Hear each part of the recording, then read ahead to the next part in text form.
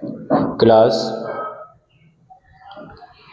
11th chapter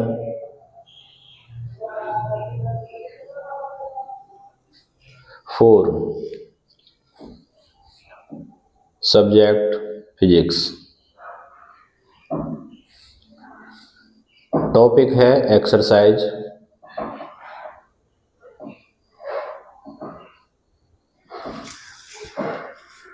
exercise में 19 question हो चुके हैं और क्वेश्चन नंबर 20 करेंगे। तो इसमें प्रॉब्लम दी है, पहले उसे पढ़ते हैं। किसी कण की स्थिति सदिश निम्नलिखित है। किसी कण का पोजीशन वेक्टर दिया है, उसे हिंदी में कहते हैं स्थिति सदिश। यह है vector r equal to 3ti cap minus 2t square j cap plus 4k cap, आगे लिखा है मीटर। तो इसमें ज्ञात करना है फर्स्ट पार्ट में इस कण के वेग और त्वरण के समीकरण। वेग का समीकरण। तो स्थिति वेक्टर का अगर मैं t के सापेक्ष अवकलन कर दूं, डिफरेंशिएट कर दूं, तो वेग का इक्वेशन प्राप्त हो जाएगा। तो हम लिख रहे हैं dr, इसका t के रिस्पेक्ट में अवकलन कर रहे हैं, differentiate with respect to t। तो हो जाएगा dr vector upon dt equal to 3 multiply में रहेगा t का अवकलन 1 i cap minus 2t square, square है वो आगे पावर आ जाएगी, 2 दूनी 4 हो जाएगा और t की पावर 1 रह जाएगी j कैप, प्लस इसमें t नहीं है, कांस्टेंट माना जाएगा, यहाँ का अवकलन 0। 3i cap minus 4t j cap, ये स्थिति अपॉन टाइम, ये वेलोसिटी वेग हो जाएगा वेक्टर b। इसमें ये वेग का x कंपोनेंट है और ये y कंपोनेंट है, j का जो गुणांक है। ये वेग का समीकरण आ गया। वेग का समीकरण यूनिट हो जाएगा मीटर पर सेकंड। ऐसे ही इसमें पूछा है त्वरण का समीकरण, एक्सेलरेशन का इक्वेशन। उसके लिए इस वेग का एक बार t के सापेक्ष अवकलन और कर देंगे, तो त्वरण हो जाएगा equal to dv upon dt equal to, यहाँ 3i कैप, इसमें t नहीं है, यहाँ का अवकलन 0, 4, t का अवकलन 1 और j कैप। तो vector a equal to minus 4j cap, ये त्वरण का व्यंजक हो जाएगा, सूत्र हो जाएगा, और इसका मात्रक लिखेंगे मीटर पर सेकंड स्क्वायर। अब इसका पार्ट जो b है उसमें देखिए क्या पूछा है। पार्ट बी में पूछा है कि t इक्वल टू 2 सेकंड पर कण का वेग ज्ञात करो, t इक्वल टू 2 सेकंड पर।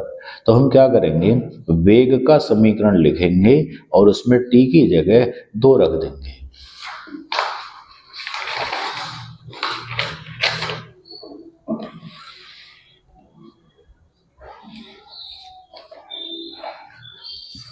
पार्ट बी में कहा है t इक्वल टू 2 सेकंड पर वेग v, ये ज्ञात करना है। तो v का पहले हम फॉर्मूला लिखेंगे जो हमारा आया था, vector v equal to 3i minus 4t j cap. 3i minus 4t इसमें t की जो वैल्यू दी है वो t के स्थान पर लगा देंगे। तो t इक्वल टू 2 सेकंड रखने पर वेक्टर v इक्वल टू, यहाँ तो t है नहीं, ऐसे ही रहेगा, -4, t की जगह 2 और j कैप, 3i कैप, 4 दूनी 8, j कैप, ये आ गया। i का जो गुणांक है वो x कंपोनेंट है वेग का, j का गुणांक है वो y कंपोनेंट है। तो टोटल v कैसे निकाला जाए, परिणामी v, रिजल्टेंट वेग। तो रिजल्टेंट वेलोसिटी जो होगी उसके लिए हम लिखेंगे v इक्वल टू, जो इसके कंपोनेंट होते हैं उनको स्क्वायर करके जोड़ देंगे।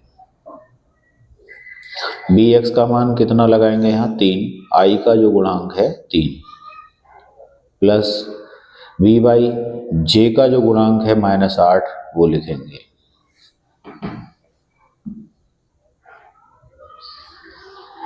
और फिर इनकी वैल्यू पुट करके सॉल्व करेंगे।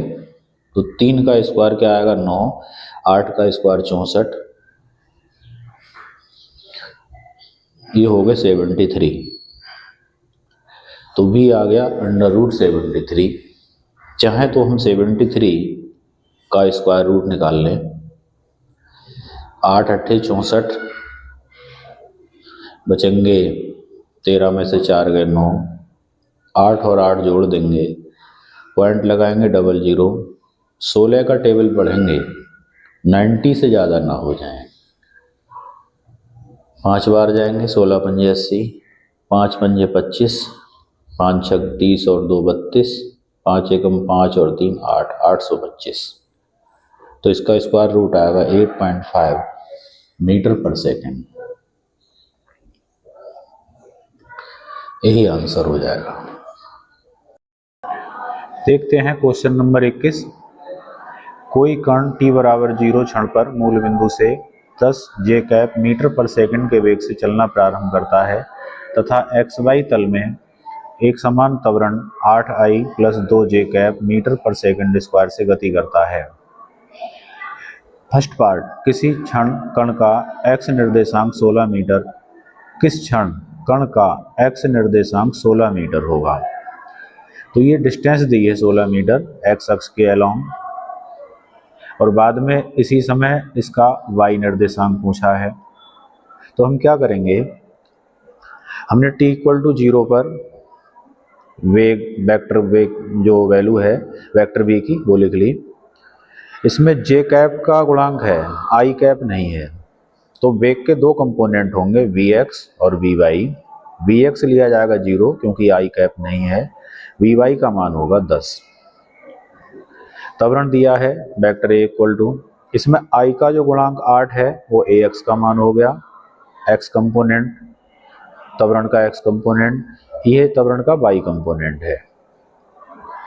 ये जो दूरी दी है 16 मीटर, ये x अक्ष की दिशा में है, इधर को कि कण x अक्ष की तरफ जा रहा है। तो यहाँ डिस्टेंस का सेकंड समीकरण लगाएंगे हम, s equal to ut plus 1/2 at square. इसको मैं x अक्ष के अलोंग लगाऊंगा जब, तो s की जगह तो आ जाएगा 16, u की जगह आएगा ux, ये वाला मान bx वाला 0 प्लस 1/2 a का x कंपोनेंट वाला मान 8 इंटू टी स्क्वायर।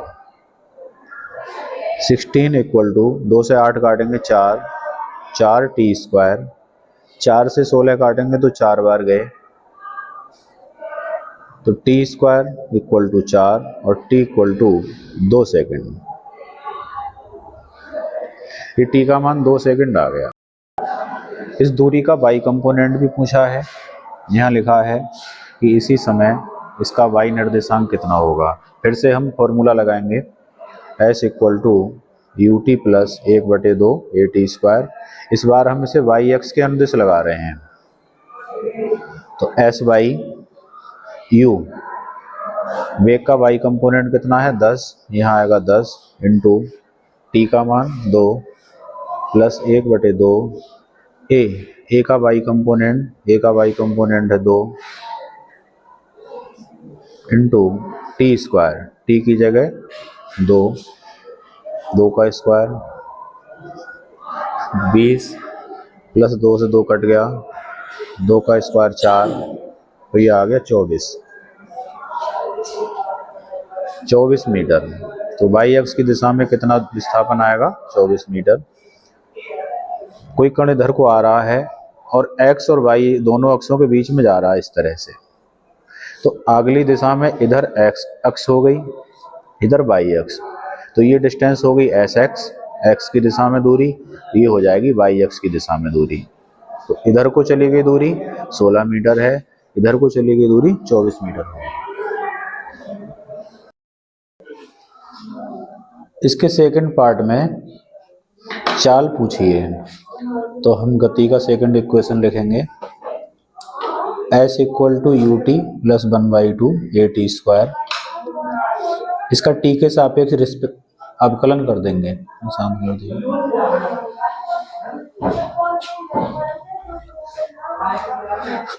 t के सापेक्ष अवकलन करने पर ds अपॉन डी टी,